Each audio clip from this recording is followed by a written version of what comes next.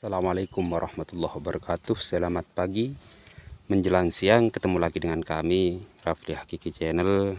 Sebelum nonton channel kami kali ini, tak bosannya kami minta dukungannya untuk like, di subscribe bagi teman-teman sahabat petani kopi seluruh penjuru Indonesia khususnya. Di edisi kali ini kita akan membahas tentang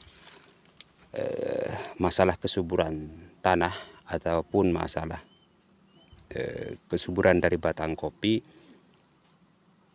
yang kita rawat di kebun kita. Di hadapan kami yaitu ada batang kopi yang mana di kebun kami saat ini bukan cuma satu batang ini, teman-teman. Kalau kita mau keliling meskipun sampai setengah hari pun nggak sampai ke batas-batasnya. Jadi di hadapan kami ini ada satu batang kopi yang mana seluruh kebun di kebun kami ini belum kami lakukan pemupukan.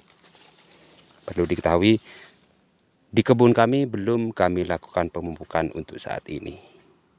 Namun banyak yang bertanya, banyak yang chat di WA maupun di channel kami langsung, kenapa meskipun masih belum dipupuk sudah hijau royo kembali, sudah mulai segar bugar kembali nih. Kalau yang di bawah itu batas, teman-teman. Sungai itu dah. Tapi mati kalau masih kayak saat-saat ini. Jadi meskipun belum dipupuk, seakan-akan, ini cuma seakan-akan, teman-teman. Seakan-akan kayak dipupuk 2 kali atau bahkan 1 kali sudah selesai dipupuk. Banyak yang nggak percaya bahwasanya kebun kami ini belum kami lakukan pemupukan. Nanti kalau saya pas lagi pemupukan pasti kami buatkan tutorialnya juga nanti. Tuh. Melihat dari karakter buah maupun ranting-ranting yang begitu sehat maupun hijau royo seperti ini. Nih. Bukan cuma ininya. Bawahnya pun rumput-rumputnya nih. Hijau royo juga rumput-rumputnya.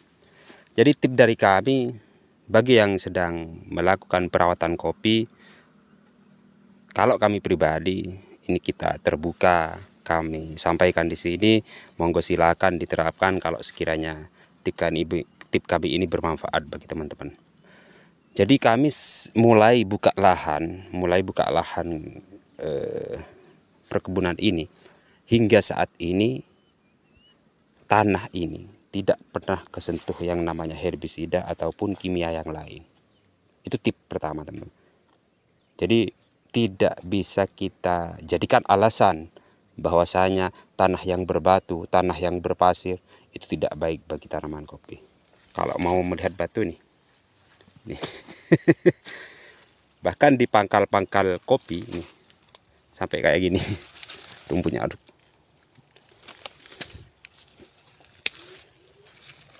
Nih, di pangkal kopinya pun dia tumbuh.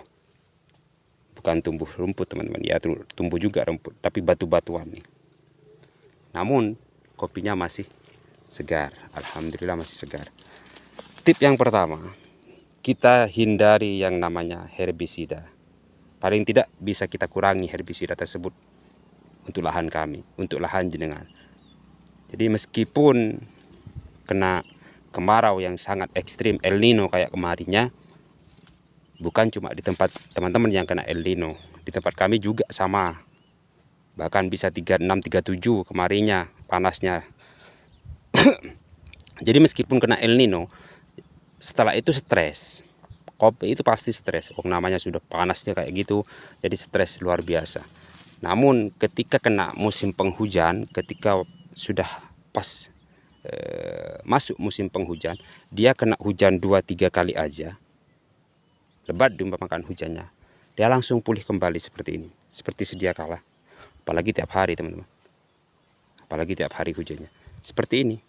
Ini pun belum saya lakukan pemupukan, karena dari tanah ini sudah terjaga dari kesuburannya, tidak pernah terkontak dengan yang namanya kimia, dengan obat-obatan. Sekarang sudah banyak mesin babat, kalau tidak mau pakai mesin babat ya dikoret aja kayak gitu. Kalau masih belum kelar beli mesin babat ya dikoret aja manual.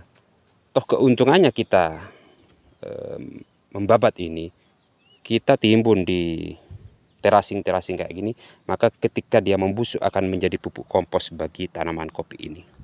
Itu keuntungan satu. Yang kedua kalinya, pH ini, wong namanya sudah tidak pernah kesentuh yang namanya obat, makanya yang ini akan terjaga kesuburannya. Jadi bagi tanaman kopi, dia langsung segar bugar kembali ketika kena hujan, meskipun 1-2 kali. Bukan cuma satu pohon ini teman-teman, merata, terjal merata di kebun kami sudah seperti ini, dan buahnya pun seperti ini. Dan ini pun semuanya belum kami lakukan pemupukan. Kalau kita lihat dari buah maupun dari karakter daun yang seperti ini, ya kita semangat kembali untuk berkebun. Nih. Itu matayunya seperti itu. Beginilah cara kami untuk merawat kopi. Hindari yang namanya herbisida terlebih dahulu. Setelah itu kita paling tidak 2 tahun sekali atau 3 tahun sekali. Kalau saya biasanya 2 tahun atau 3 tahun. Kita bisa bantu ini tanah ini kesuburannya dengan memakai pupuk kompos. Baik itu kohe kambing maupun kohe sapi, terserah. Yang penting ada pupuk komposnya. Nih. Jadi meskipun kena kemarau yang sangat-sangat ekstrim kemarin, jadi ketika musim penghujan tiba, langsung bagus teman-teman. Jadi stresnya cuma sebentar sebenarnya. Dikala El Nino terjadi, dikala musim kemarau terjadi kayak kemarin. Dan ini pun terjadi di semua jenis. Karena belum kami lakukan pemupukan hingga saat ini. Lihat dari dari tunas-tunas yang tumbuh, dari bahan-bahan yang tumbuh, dia sehat-sehat. Ciri-cirinya daun yang sehat, ciri-cirinya ranting yang sehat. Biasanya daun mengkilap seperti ini, teman-teman. Apalagi nanti dipupuk ini. Belum dipupuk pun dia sudah mengkilap, apalagi dipupuk. Kalau masalah gulma ya biarkan, wong namanya gulma teman-teman. Gulma ya tumbuhnya ya tetap di tanah kayak gini. Udah biarkan aja. Kita tidak mau skip-skip teman-teman. Sudah mulai tumbuh. Lebih. Namanya gulma ya biarkan aja tumbuh dengan sendirinya, nanti kita babat pakai mesin babat aja.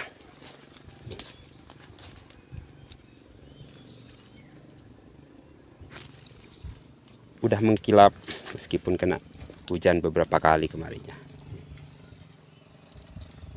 Itulah tip dari kami, hindari yang namanya herbisida pertama. Yang kedua kalinya nanti setelah musim penghujan, kalau bisa langsung kita lakukan pemupukan di waktu itu untuk pemulihan. Sekian dari kami, kurang lebihnya saya mohon maaf. Sekali lagi jangan lupa like, komen, dan subscribe bagi channel kami. Sekian, assalamualaikum warahmatullahi wabarakatuh.